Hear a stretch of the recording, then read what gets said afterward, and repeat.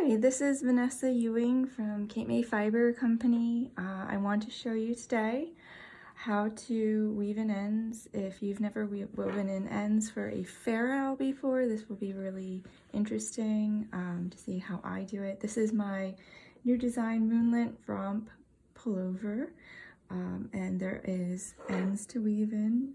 You can see I haven't done any, so we have quite a bit to work on today. First, I'm going to start with the easy ones. I have a sleeve here, and this is my end. This was a seamless knit, but even with seamless top-down knits, you'll still have ends that you need to weave in. Not as many as a seamed pullover, but still, they're there.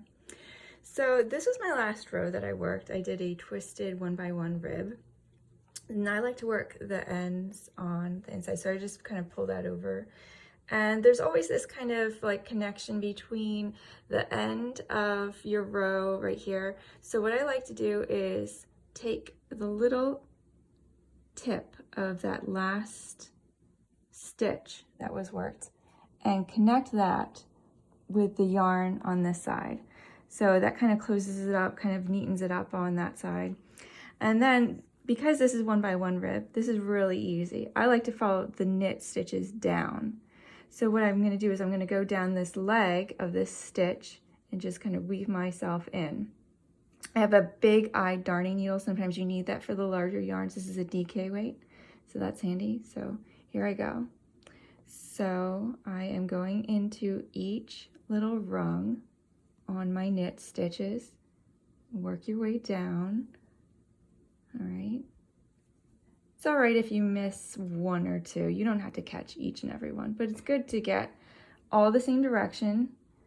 All right, now that I've done all of them for about 1 inch, which is a good amount, I like to give it a little pull, make sure that everything is copacetic in there, and that part is done. Now what I like to do is, just to give a little bit of reinforcement, I like to go back up a couple of them and going back up the opposite way. So you can see there, that's me going back up. All right, giving it a little tug, and with some nice sharp scissors, just snipping it. And that sleeve is done. So I can do the other sleeve, I can show you how I do that one, but I think I'm gonna just move on to the Fair Isle color work. So you can see inside here, this is from my border that I worked. This is the right side, this is the wrong side. So I'm working from the wrong side. I'm going to go ahead and take my silver color. Now on the back of the Fair Isle, you'll notice these are called floats. And what we're going to do is we're going to drag the yarn up through the floats and then down and then up. I like to do a couple times. And that will secure the yarn. You don't need to go in just like I did with the sleeve. You don't need to do that. This is kind of like a great way to work your ends in when you have Fair Isle. So here I go up and into these rungs, right? I am just going right on the rungs of the surface. See, I'm not going through to the other side. There's nothing poking on the other side. So I'm going up through those rungs and pulling gently. You don't need to pull super hard for this one. Just make sure that it's nice and secure. All right, and now I am actually going to go down this side, okay? And I'm mostly just going through the silver pieces. All right, so then I give that a little tug, right? Now I'm gonna go back up, but because I came out this one, I'm going to be going back up the same way, starting with this one. And that'll just secure right there in that end. So I'm going to go up one more time. All right. And then that's basically all you have to do when it comes to your Fair Isle ends. You can use the floats as a way to secure. And if you have so this is a superwash yarn, but if you actually have a non-superwash, which means it will felt yarn, that will even hold even better, because when you wear it over time, the body, your body heat and your friction and things like that will actually kind of felt it into place. So I know I didn't tell you what I was doing there, but you can see that it's the same thing with the with this purple strand. And it doesn't matter what color you use because this is on the inside. So even though I have a purple strand I need to weave in, you just go ahead and you can use these silver strands, these silver floats to secure it. So I went up, or I went down, up, and then down again. So 3 times is good. You can do more, but I really feel like, you know, after making hundreds of sweaters, to be honest, that's plenty. So I'm going to show you one more time. So we're going to go down just these rungs. I don't even have to worry about like splitting a stitch. It doesn't really matter. All right, and in fact, maybe it's even more secure when you do that too. So, and then I'm going to go back up. Now, it wouldn't make sense for me to go back up in the same spot I went, or, you know, down, because it'll just unravel. So I'm going to pick this lower strand and head my way back up. Okay, and what I mean by that is, so say I wanted to go down again, I would not be going down the same way I went back up, because it's just going to unravel. So I'm going to pick this one and head my way back down. All right, and that's enough for that one. And you can just snip it. That's what it looks like, right? Okay, that's what it looks like on this side. It's not showing at all. Perfectly fine. And I'm going to be doing that throughout.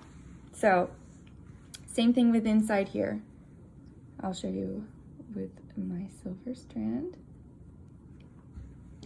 And I would say when I'm going up, it's probably like 1.5 inches, right? It's not like, oh my goodness, I have to go all the way up over my ferrule.